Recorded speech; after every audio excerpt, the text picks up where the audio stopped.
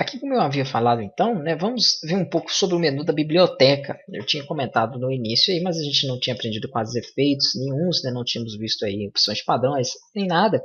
Então vamos aqui aprender um pouco dos recursos de biblioteca, o que ele consegue gravar e como ele consegue aqui ser produtivo para a gente dentro do Photoshop. É um dos novos recursos da versão Creative Cloud, veremos outros recursos aí que foram acrescentados nas aulas aí seguintes, nas próximas aulas.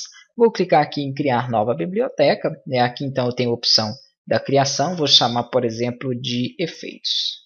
Beleza, e clico em criar. Tudo que for efeito eu salvarei aqui dentro dessa opção.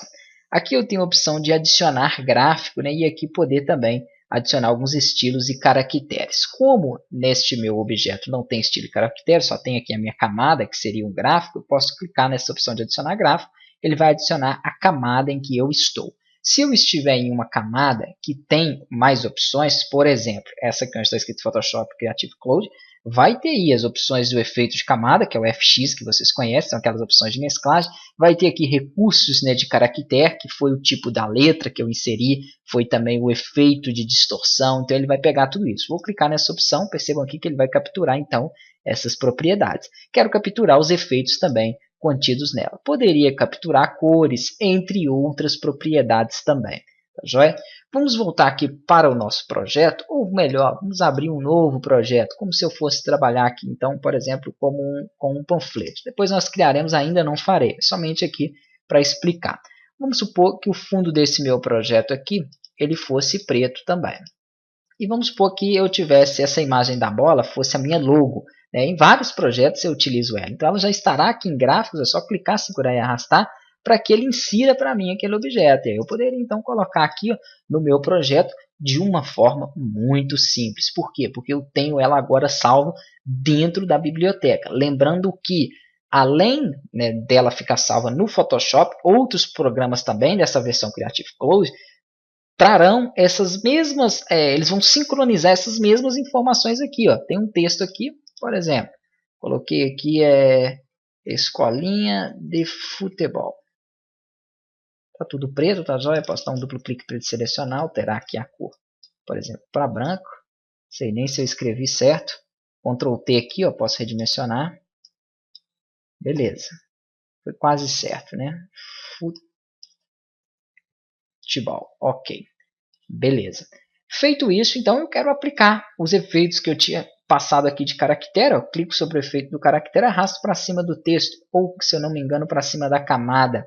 Aqui ele vai funcionar. Clico seguro, deixa eu verificar aqui.